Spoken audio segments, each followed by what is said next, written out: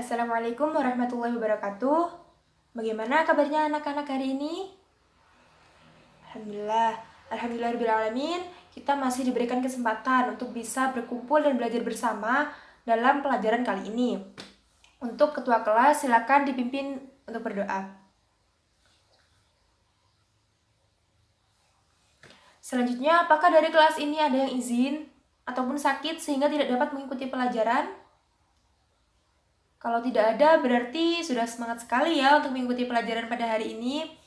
Oke, pada hari ini kita akan membahas tentang ekosistem. Nah, apa sih ekosistem itu? Mungkin ada yang ingin menjawab, apa ekosistem itu? Pengertian ekosistem adalah?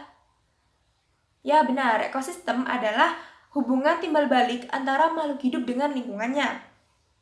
Nah, ilmu yang mempelajari tentang ekosistem adalah ekologi. Ekologi terdiri dari dua suku kata, yaitu oikos dan logos. Oikos artinya rumah dan logos artinya pengetahuan. Jadi, ekologi adalah ilmu yang mempelajari tentang hubungan timbal balik antara makhluk hidup dengan lingkungannya. Oke, selanjutnya dalam ekosistem itu ada komponen. Apa sih komponen dalam ekosistem? Ya benar, komponen dalam ekosistem itu ada dua, yaitu komponen biotik dan komponen abiotik. Benar, komponen biotik adalah komponen ekosistem yang berupa makhluk hidup. Contohnya bisa hewan, tumbuhan, dan lain sebagainya. Dan komponen abiotik adalah komponen ekosistem yang berupa makhluk tak hidup. Contohnya itu ada suhu, air, matahari, dan lain sebagainya. Jadinya komponen abiotik adalah kebalikan dari komponen biotik.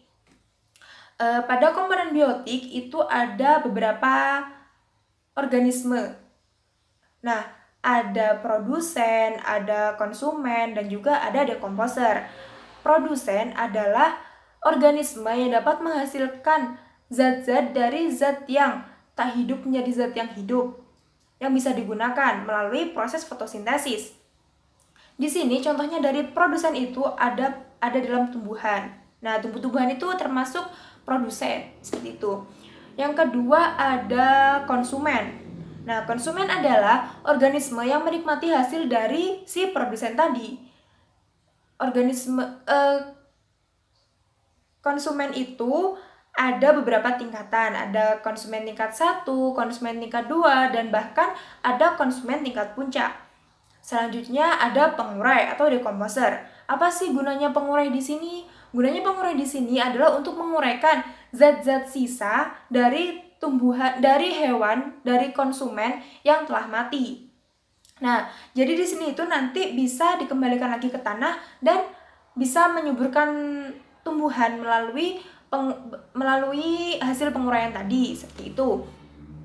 Jadi, pada komponen biotik itu ada produsen, konsumen, dan dekomposer. Benar, ada 3 ya. Selanjutnya adalah satuan makhluk hidup dalam ekosistem.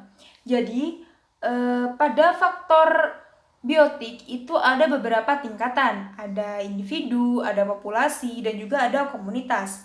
Apa sih individu itu? Individu adalah suatu organisme yang terdiri dari organ dan sistem organ. Itu namanya individu. Populasi adalah sekumpulan individu yang berada di tempat dan dalam waktu yang sama. Yang ketiga ada komunitas. Komunitas itu apa sih? Komunitas adalah kumpulan dari beberapa populasi. Nah, di sini contoh dari individu adalah adanya satu ekor jerapah, satu ekor. Nah, individu itu berarti satu ekor begitu. Terus populasi. Populasi itu ada beberapa, contohnya ada beberapa jerapah berkumpul di tempat dan waktu yang sama. Itu namanya populasi. Yang ketiga ada komunitas. Nah, komunitas itu terdiri dari beberapa populasi. Jadinya contohnya pada komunitas gurun itu terdapat jerapah, terdapat sekumpulan jerapah, sekumpulan singa, sekumpulan unta, dan sebagainya. Jadi itu yang disebut komunitas. Oke, selanjutnya itu ada interaksi antar komponen dalam ekosistem. Nah, di ekosistem itu kan ada dua komponen ya tadi, ada komponen biotik dan ada komponen abiotik. Nah, dari dua komponen itu dua-duanya saling berkaitan, saling berhubungan. Di sini ada beberapa contoh, ada interaksi antar komponen biotik, ada interaksi antar populasi dan juga ada interaksi antar komunitas. Nah, di sini contoh dari interaksi antar biotik itu ada beberapa contoh. Yang pertama ada mutualisme, biasa disebut dengan simbiosis mutualisme. Nah, di sini itu apa sih mutualisme itu? Mungkin dari anak-anak ada yang tahu ataupun ingin menjawab. Ya, dari Mbak yang duduk di depan, apa sih mutualisme itu?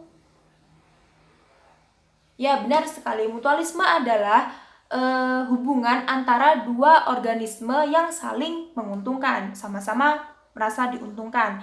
Contohnya ada pada kupu-kupu yang menyerap nektar bunga, yang mengambil nektar bunga. Kupu-kupunya mendapatkan nektar dan si bunganya itu langsung melakukan proses penyerbukan, seperti itu. Yang kedua ada parasitisme. Parasitisme adalah parasitisme adalah hubungan antara dua organisme yang salah satunya merasa dirugikan. Contohnya ada pada manusia dan kutu. Kutu mendapatkan makanan dari manusia, dari kepala manusia, tetapi manusia merasa sangat dirugikan karena manusia merasa gatal-gatal dengan adanya kutu. Seperti itu. Yang ketiga ada komensalisme. Nah, komensalisme sendiri itu adalah hubungan antara dua organisme yang salah satunya tidak merasa dirugikan, namun salah satunya merasa diuntungkan. Contohnya apa? Hayo, komensalisme. Yaitu menempelnya bunga anggrek pada pohon mangga. Nah, pohon anggrek itu kan menempel pada si tumbuhan mangga. Tapi mangganya itu tidak merasa dirugikan, seperti itu. Yang selanjutnya itu ada predasi.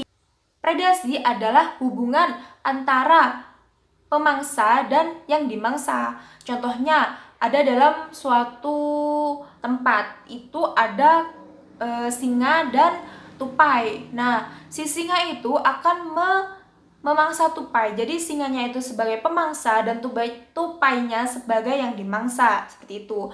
Yang selanjutnya yaitu netral. Nah, netral itu hubungan antara dua organisme yang tidak diuntungkan, juga dua-duanya tidak dirugikan. Jadinya sama-sama netral. Contohnya ketika ayam bertemu dengan kambing. Mereka itu tidak ada yang dirugikan, tapi juga tidak ada yang diuntungkan. Jadinya ya udah netral-netral aja, seperti itu. Apakah dapat dipahami? Oke, selanjutnya interaksi antar populasi. Mungkin dari anak-anak di sini ingin menyampaikan pendapatnya tentang interaksi antar populasi. Oke, jadi interaksi antar populasi adalah tumbuhnya suatu populasi di dalam suatu daerah yang menghasilkan zat-zat yang tidak diinginkan oleh populasi lain, sehingga populasi lain itu tidak dapat tumbuh di tempat itu. Contohnya seperti ini, ada rumput teki. Itu mengeluarkan zat-zat yang bersifat toksik bagi tumbuhan lain, sehingga tumbuhan lain itu tidak dapat tumbuh di daerah tersebut. Seperti itu. Yang terakhir yaitu ada populasi tingkat komunitas. Nah, populasi tingkat komunitas itu lingkupnya sangat besar. Nggak hanya di populasinya saja, tetapi sudah tingkat komunitas. Jadinya lingkupnya itu sudah melebar, seperti itu. Seperti yang dikatakan tadi bahwa interaksi antar populasi itu tidak hanya melibatkan organisme saja, tetapi juga melibatkan aliran energi. Nah, pada interaksi antara komunitas ini bisa dilihat atau diamati pada daur karbon, seperti itu.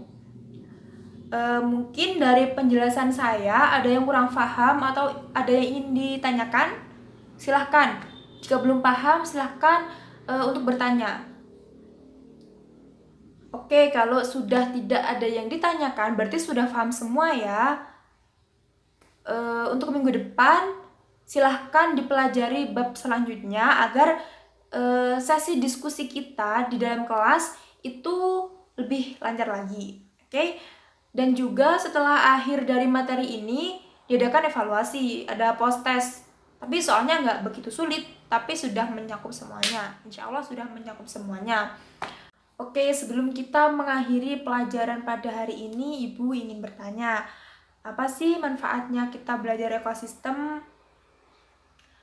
Jadi, manfaat kita belajar ekosistem adalah untuk mengetahui bahwa apa yang ada di dunia ini itu saling berkaitan, saling berhubungan untuk keseimbangan kehidupan. Seperti halnya firman Allah ada di surat Ali Imran ayat 191 yang artinya yaitu orang-orang yang mengingat Allah sambil berdiri, duduk, ataupun dalam keadaan berbaring, dan mereka memikirkan tentang penciptaan langit dan bumi, seraya berkata, "Ya Tuhan kami, tidaklah Engkau menciptakan semua ini sia-sia. Maha suci Engkau, lindungilah kami dari azab neraka." Jadinya, selain itu juga untuk